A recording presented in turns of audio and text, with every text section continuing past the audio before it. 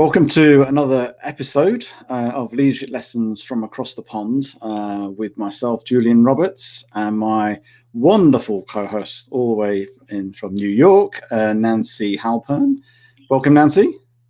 Thank you, Julian. I feel most welcomed. Welcome back to you. Yes, well, I feel that there needs to be a bit of a, like almost a Oscar moment, you see, because we just had the Oscars, obviously, yesterday, last evening for you guys. So yes, but no Oscars here today, unfortunately. Oh well, but we do have awards for the most popular answer to the polls, don't we? We do indeed. And so today we're talking about the future of work, and a real hot topic at the moment about people returning to the office, not returning to the office, or a little bit of both. Who knows? That word hybrid's bobbing around everywhere. So Nancy and I did a survey last week on LinkedIn and had over 300 odd people vote, and we've got some of those results, and we're going to share you some of those results, but also have a wonderful, healthy debate, as we always do, on how we navigate this and help you along the way with this challenge, because it is a challenge. It's not a simple thing to think about, and we'll hopefully offer some advice, perspectives that may help you as you ruminate in the boardroom. So, Nancy. Yes, Julian. So, what are our results of that sort of poll we did? Well, a couple of things also. In addition to the people who answered the poll, bless you all, we collectively had about 15,000 views. So this really is something people care about. And although there were some slight differences between our two results, the overwhelming vote, 58% for me and 48% for Julian, is hybrid. If you combine that with, I can't wait to get back to the office, 79 to 84% of people, they miss it and they want to come back. They want to go back. In fact, today, Julian, it was funny. The Economist had an article on returning to the office etiquette. And if I may just give two of the tips, would that be okay? Does that include wearing trousers and skirts and things? Well, they are assuming that you know that, Julian. And if you don't, I recommend you be in the minority who stays remote forever. Okay? Yeah, sure you are. But for the rest of us, they gave two tips that particularly tickled my fancy. One, if you manage to escape to the Maldives or some other exotic location, please don't share that with anyone, okay? They don't need to know that you had a wonderful, exotic, remote working relationship. If, however, on the flip side, don't humble brag, meaning, I was stuck at home for 10 months. So, I actually taught the children ancient Greece and differential calculus, right? Nobody needs to hear that either, right? So be a little sensitive and aware when you do go back that maybe not everybody wants to hear how your life was in agonizing detail. Sorry, I just thought I would throw that in. That's good, because some people have really struggled with it, haven't they? They've really, as much as I think the whole remote working and forced to do it, and companies did it in a weekend, create this whole flexible working, which people have been hankering off for years. I think people have struggled with it, and I know obviously with all the restrictions outside of work in terms of the social side with COVID, I think people have actually missed the office, missed the water cooler moments, the times having lunch with colleagues, the little bit of banter, and we know that it's had a massive impact on mental health over this time. So, just going into the world of hybrid, how do you sum up what hybrid is, if you can ever do that right now in terms of the new way of work? Well, I'm so thrilled you're hosting, so you can ask me all the tough questions. I think hybrid, and by the way, I do not mean to make light, thank you for saying all that, about the mental health strain that being by yourself or in an enclosed space with others has been on people, and how weird and awkward it might feel and be to actually go back again. There might be a period of sort of just social awkwardness and anxiety. I think hybrid is going to have a lot of different flavors. We were talking before, depending on the company, depending on that company's culture before lockdown, depending on how technologically sophisticated or not your organization may be, there's going to be a lot of things that go into it. And I think people are going to have different understandings. For some companies, it'll be 1 week in, 1 week off. For other companies, it'll be certain days of the week. For other places, it will be sort of split hours. For other people, they'll define it by your function or your role. Are you a heads down worker, meaning you and your laptop basically interact most of the day? Or are you heads up? You interact with individuals, people like essential workers do, and you have to be there. So I think there's a lot of factors that go into the mix that define what hybrid means. What do you think, Julian? Yeah, I agree with you. I think it's going to be a difficult one, because I think there's some real value, obviously, in meeting together, and people recognize that.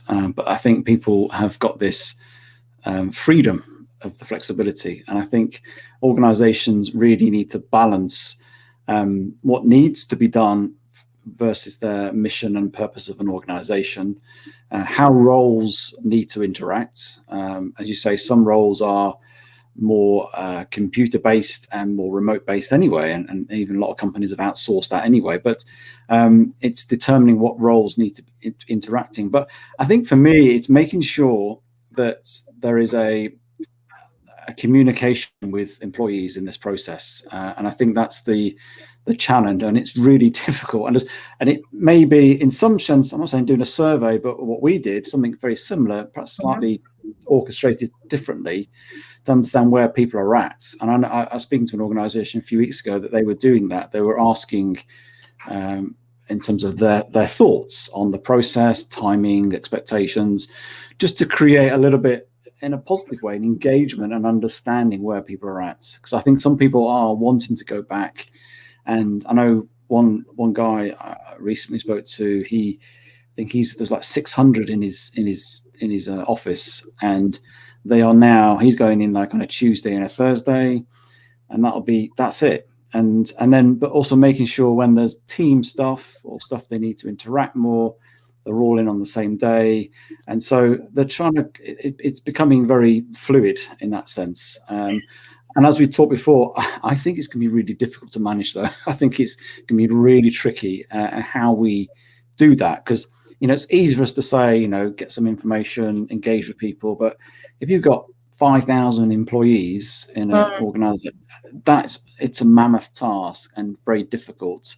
And I guess, what do you think are some of the sort of pitfalls? I know you like to sort of point out pitfalls of how we bring people back for organizations. What things should they think about, do you think? Well, I know many of them are thinking about just even the physical space. Do you need to, open space is going to be very challenging, because I think what, people will say, well, there'll be enough people vaccinated, they won't be as worried about catching it. But psychological safety influences how we make a lot of decisions, and emotional behavior influences stock markets. There will be a lot of people who will have certain ideas about distancing that have to be factored in. So I think one of the pitfalls about returning is, how do you reconfigure your physical space? Another pitfall about returning, and you picked up the word flexibility. I've actually been doing some research for a client on burnout and the future of work and all these sort of related topics, is, do you have the right mental health support in place for your employee? Because those mental health concerns that you mentioned and we were talking about are going to be really key. So that's a sort of pitfall that you haven't thought through, let's say, the first 6 months of the return. And the other, I'm sorry, to go back to flexibility, the word last year used to be resilience, but now it's flexibility. Is your company really built to be flexible? Just because you turned on remote work like this doesn't make you flexible. It meant you had no choice. But lots of procedures and processes are not built around flexibility. Just to share, I know I had mentioned this to you before, just this month, the Harvard Business Review, that lovely man in his undies and bunny slippers, is about doing hybrid right. And they actually suggest plotting things on a matrix. of time versus place, and it's constrained versus unconstrained. You know, do you have unconstrained time to do something like, let's say, new idea development, or very constrained time? What place do you need to be in? And then thinking through, I wrote them down so I could get them right. What are the jobs and tasks involved? We're talking of everybody in an organization. What are employee preferences, which will probably vary and hopefully mirror well to jobs and tasks on that continuum of time versus place? What are the projects and workflows? And what about inclusion and fairness? And I think inclusion and fairness is going to be a really big issue in the return to or the creation of a hybrid workplace. Because how do you ensure you maintain visibility and promotional opportunity? And also, what if you have, I know a company like this, is one guy who's insisting on going to the office every day just to show he's that dedicated. Well, you know, yeah, we're laughing about it, but the truth is you're going to have people like that. How do you ensure they don't suck up the promotional energy in an organization? So I think there's a lot of things we can't even predict, Julian, because this is the first time out of the gate for this kind of stuff. It is. And just like last year when we all went into lockdown, and as much as that was difficult, and in some ways, as you said, that was probably easier because it was literally, we're all working from home, period. And that's it. That's how it is. Now there's this, some are working from home, some are not, some of the time, different roles, different expectations. And what you just went through with that HBR sort of information is, it's almost like a redesign of an organization. I know. I mean, when you're going through that list, I was thinking, oh my goodness, that's literally plotting roles and teams and ways of working, interaction and communication. And that's a massive thing to do. Well, I'll make it even more complicated for you, Julian.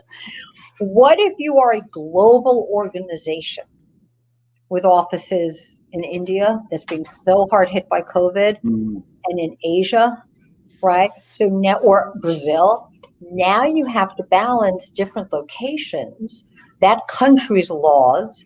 You have to also know employee law across multiple states in the United States. Like if you have someone who's working in New York City but living in Connecticut and they're only commuting 2 days a week versus 3 days a week, maybe they don't have to pay local taxes. You know, you have different time zones. You have, I mean, I'm actually thankful that I'm not in corporate HR right now, because I think corporate HR is going to be, my hats are off to you people.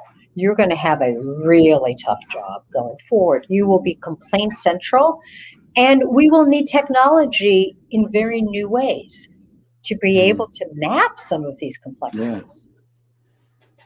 No, totally. And I think that's where they need to start planning this and start to work, as you say, work this through.